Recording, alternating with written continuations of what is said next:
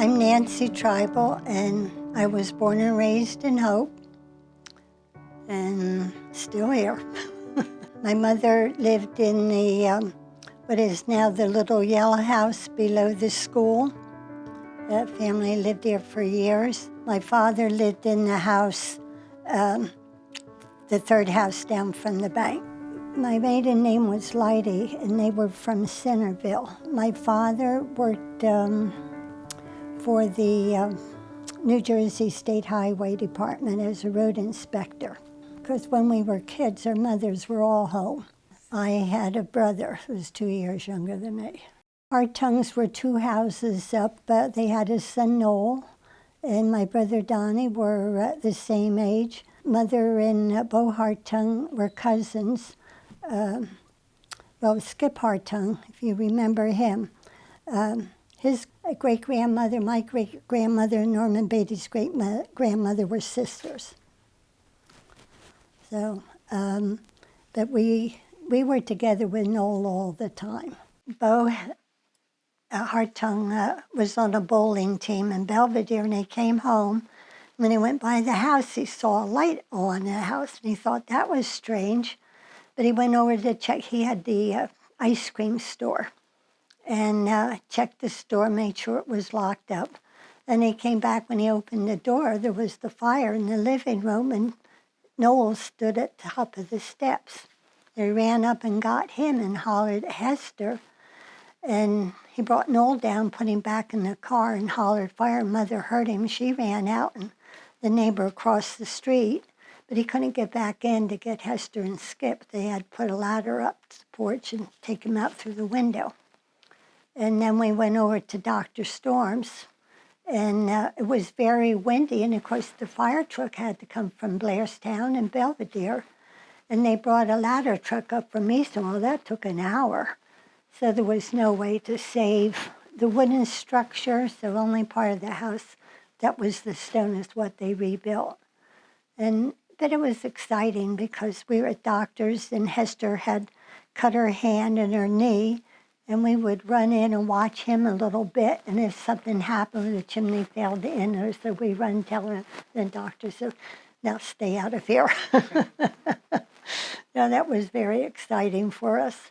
And then later, when I could cross the road, when there was no traffic through Hope, then I could go over to Hill's store. Dorothy Hill lived there, and we were cousins on my grandfather's side of the family.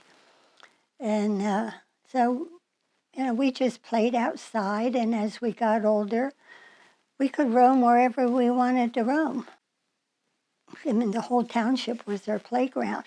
We did try to form a Girl Scout troop one time. Marie Hildebrandt said if we could get enough girls together, and Dottie and I rode our bikes all over the township, and nobody wanted to do it, so that was that. But the Boy Scouts did start up later, and then later on, the Girl Scouts started up. And of course, you had the football games to go to, and the basketball games, and baseball games, and as long as we could get a ride. But my father liked sports, so that wasn't a problem. He was always glad to take us. With the first house we lived in, we didn't have plumbing. We just had a cold water spigot and a cold stove, an outhouse. So we really didn't have indoor plumbing until we moved over in 1940.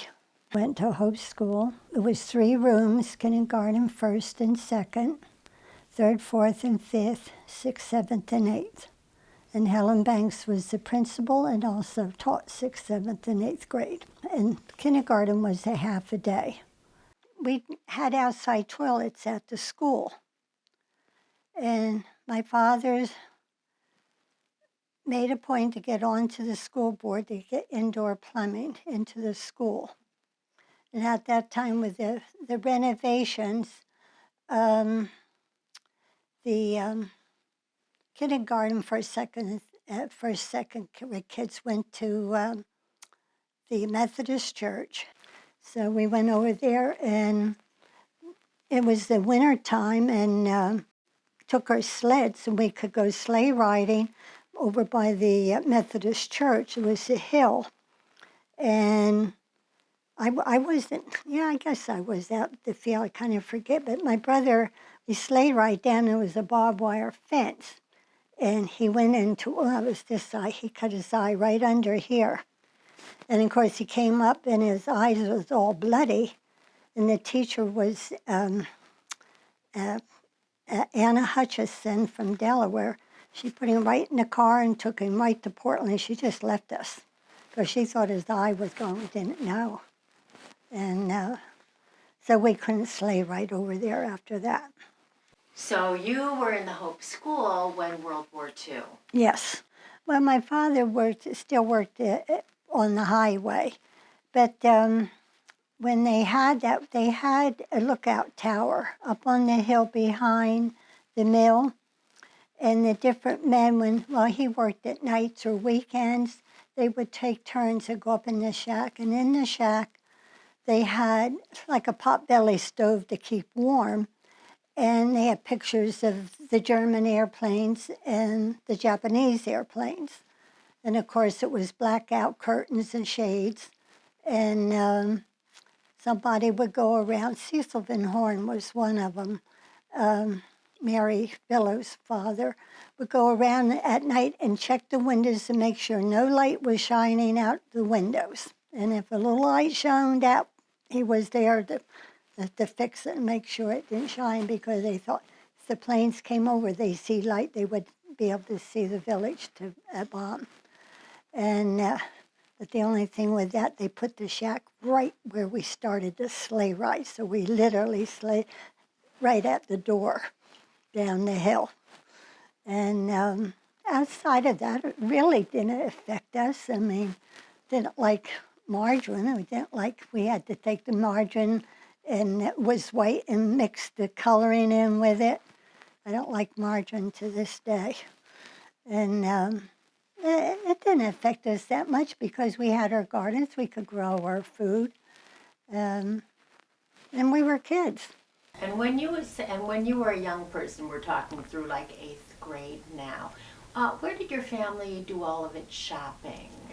Most of it at Hill's store, which is now the real estate store.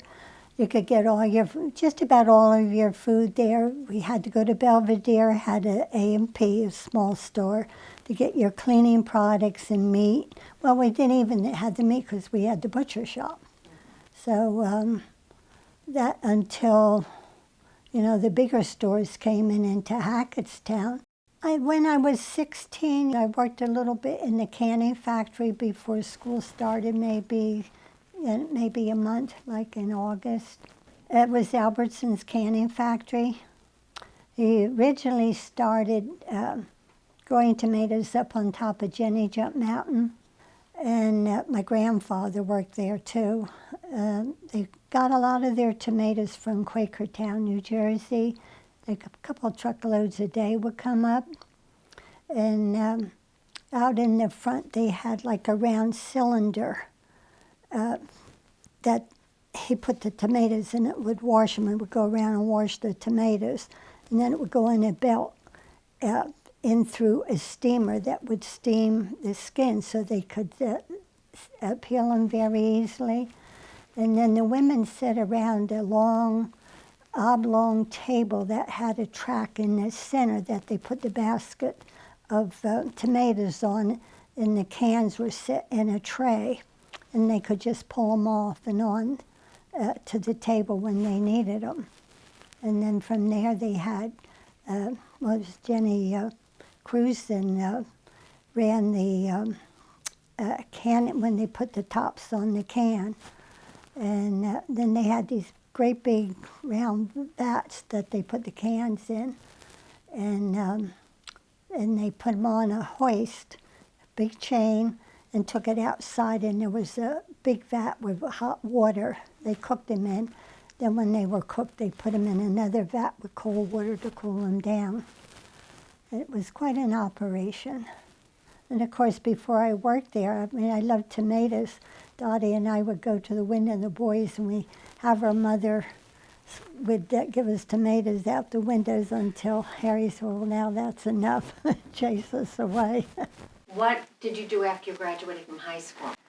I went to work in the hosiery, which was where where the pool table place is today.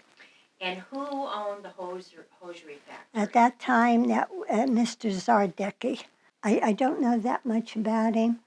And then he sold the hosiery, and then he built another one in Belvedere. And of course, the women that worked for him before all went to work with him because he was a nicer person to work with.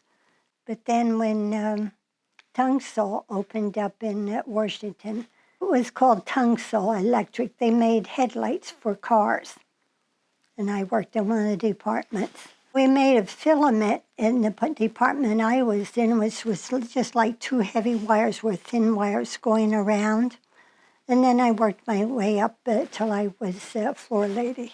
We got little raises each year, maybe 10 cents, where Celanese at the time, they were always going out on strike to get more money.